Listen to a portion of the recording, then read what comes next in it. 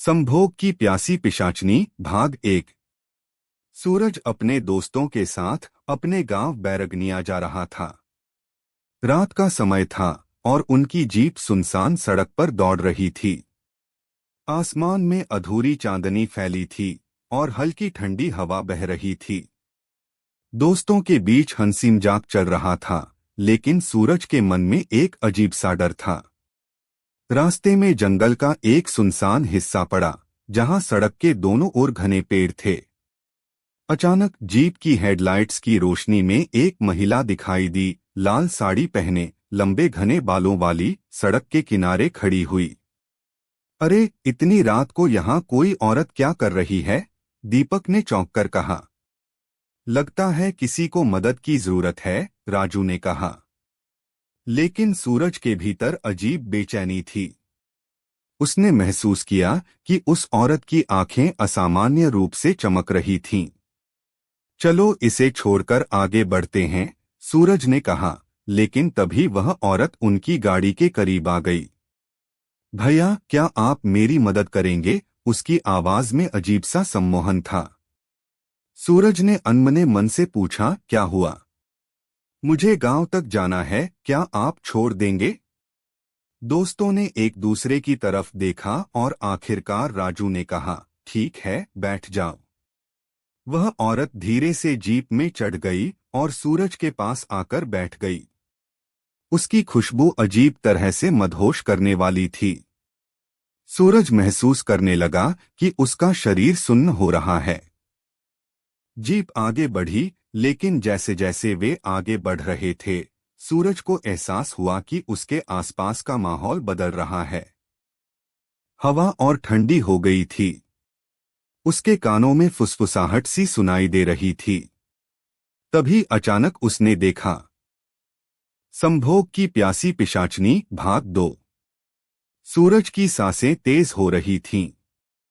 वह महसूस कर सकता था कि पिशाचनी के होंठ उसकी गर्दन को छूते ही उसके शरीर से सारी ऊर्जा खींचती जा रही थी।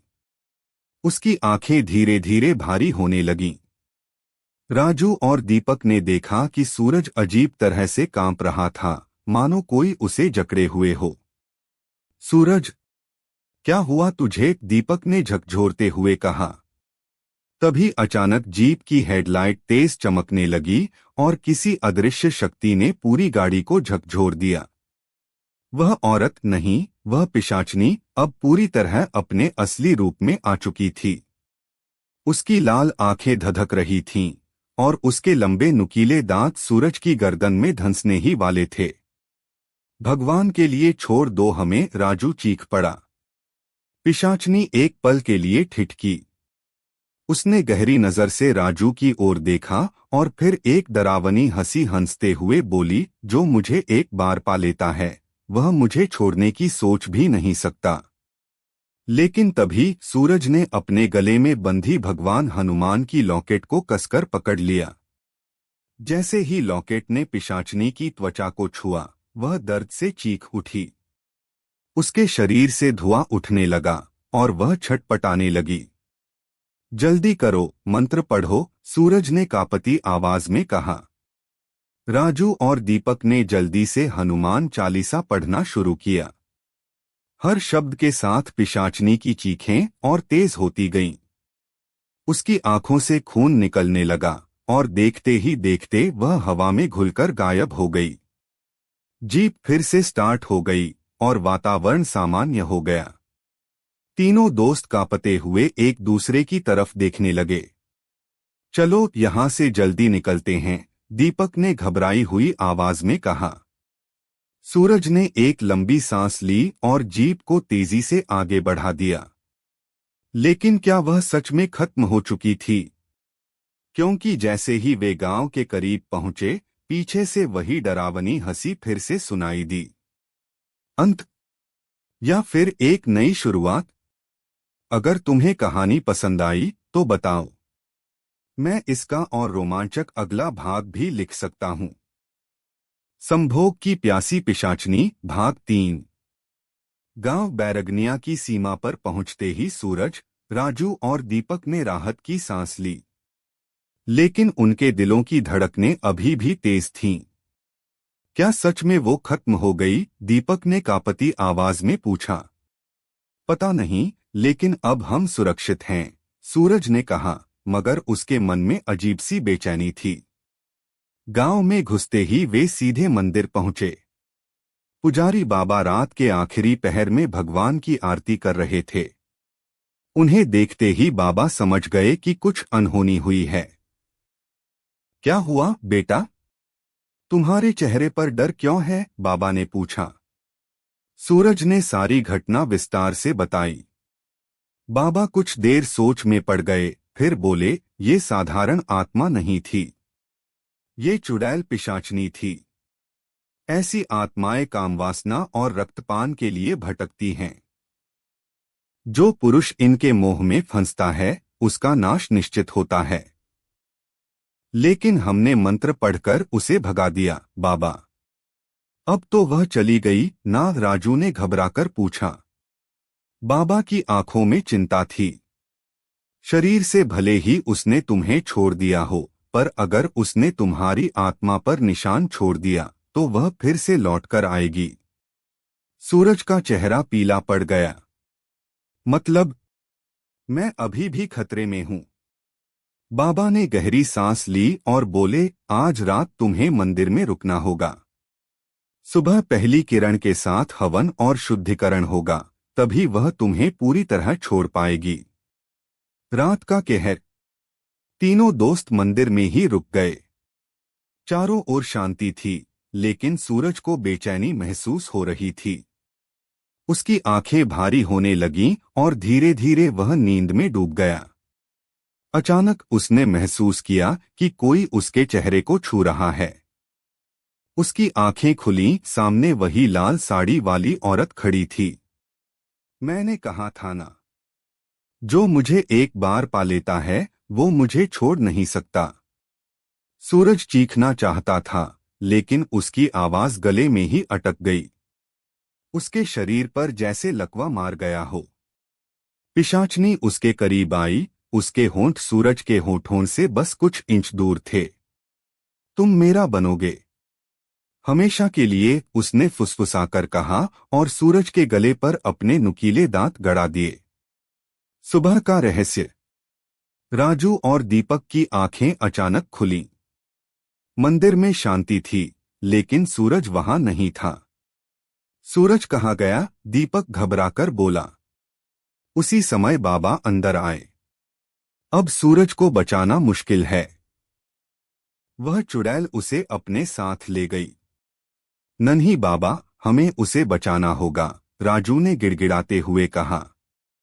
बाबा ने गहरी सांस ली और बोले, अगर हमें उसे बचाना है तो हमें उस पिशाचनी के अड्डे तक जाना होगा, जहां इंसानों की आत्माएं हमेशा के लिए कैद रहती हैं।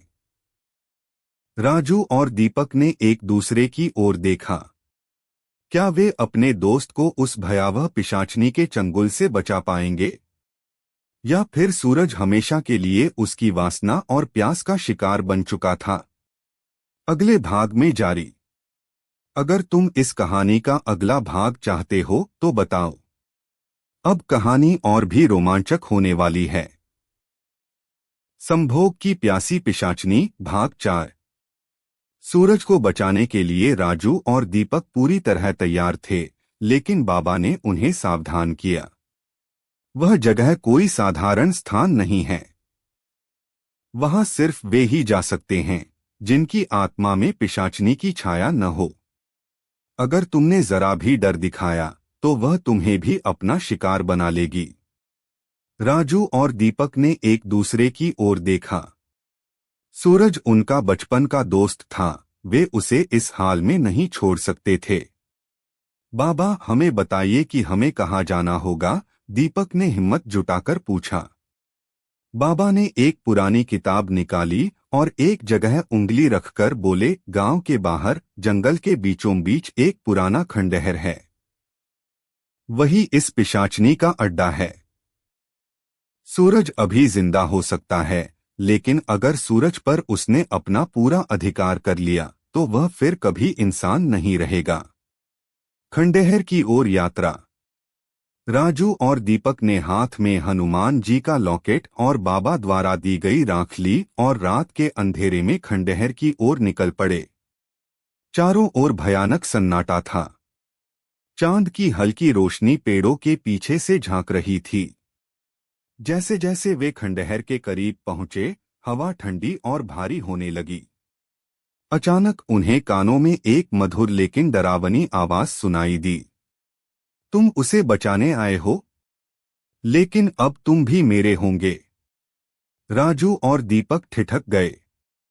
आवाज किसी स्त्री की थी, लेकिन उसमें अजीब सा सम्मोहन था। आगे बढ़ो, रुकना मत, राजू ने फुसफुसाकर कहा। वे खंडहर के भीतर पहुंचे और जो दृश्य उन्होंने देखा उससे उनकी रूह कांप उठी। सूरज या उसका अंत। खंडहर के बीचों बीच एक बड़ा पत्थर था जिस पर सूरज बेहोश पड़ा हुआ था। उसके शरीर के चारों ओर काली धुंध घूम रही थी और उसके ठीक पास वही लाल साड़ी वाली पिशाचनी खड़ी थी। लेकिन अब वह पहले से भी अधिक भयानक दिख रही थी। उसकी आंखें पूरी तरह लाल थीं, होठों पर खून की बूंदें चमक रही थीं और उसके लंबे नाखून सूरज के सीने पर चल रहे थे। तुम्हारी हिम्मत कैसे हुई उसे लेने की, उसने गुस्से से दहाड़ते हुए कहा। दीपक ने हिम्मत जुटाई और बाबा की दी हुई राख सूरज के चारों ओर डाल दी। अचानक एक तेज रोशनी फैली और पिशाचनी दर्द से चीख उठी। नहीं, ये नहीं हो सकता। लेकिन तभी सूरज की आंखें खुलीं, पर वे अब पहले जैसी नहीं थीं। उनमें भी वही लाल चमक थी। वह धीरे धीरे उठा और पिशाचनी के पास जाकर खड़ा हो गया। अब मैं तुम्हारा हूं, सूरज ने बुदबुदाया। राजू और दीपक को झटका लगा। क्या सूरज अब पूरी तरह पिशाचनी के वश में आ चुका था, या अभी भी उसे बचाने का कोई तरीका बचा था? जारी रहेगा। अब कहानी अपने सबसे रोमांचक मोड़ पर पहुंच चुकी है। अगर तुम अगला भाग चाहते हो तो बताओ। संभोग की प्यासी पिशाचनी भाग 5। सूरज की लाल चमकती आंखों को देखकर राजू और दीपक के शरीर में झुरझुरी दौड़ गई। नहीं, ये नहीं हो सकता, दीपक कांपती आवाज में बोला। लेकिन सूरज अब पूरी तरह बदल चुका था। वह धीरे धीरे पिशाचनी के पास गया और उसकी आंखों में देखने लगा। पिशाचनी मुस्कुराई, मानो उसने अपनी आखिरी जीत हासिल कर ली हो। अब सूरज मेरा हो चुका है। अब वह किसी और का नहीं हो सकता, पिशाचनी ने कहा और उसकी लंबी उंगलियां सूरज के गालों को सहलाने लगीं। राजू ने तुरंत अपनी जेब से बाबा की दी हुई राख निकाली और सूरज के माथे पर फेंक दी। ओम हनुमते नमः। जैसे ही राख सूरज के माथे से टकराई, वह जोर से चिल्लाया। उसकी आंखों में दर्द उभर आया और वह घुटनों के बल गिर पड़ा। पिशाचनी गुस्से से दहाड़ उठी, तुम्हारी हिम्मत कैसे हुई? कोई भी मुझे नहीं रोक सकता।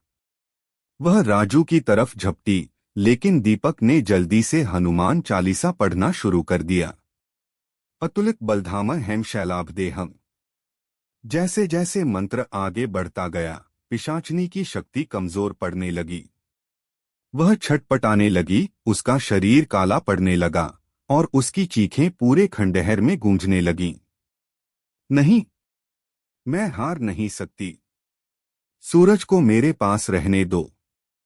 लेकिन मंत्र पूरा होते ही एक जोरदार धमाका हुआ और पिशाचनी धुएं में बदलकर हवा में घुल गई। क्या सूरज बच गया? राजू और दीपक ने घबराते हुए सूरज की तरफ देखा। वह बेहोश पड़ा था। सूरज, उठ भाई, दीपक ने उसे हिलाया। कुछ पल बाद सूरज की आंखें धीरे धीरे खुलीं।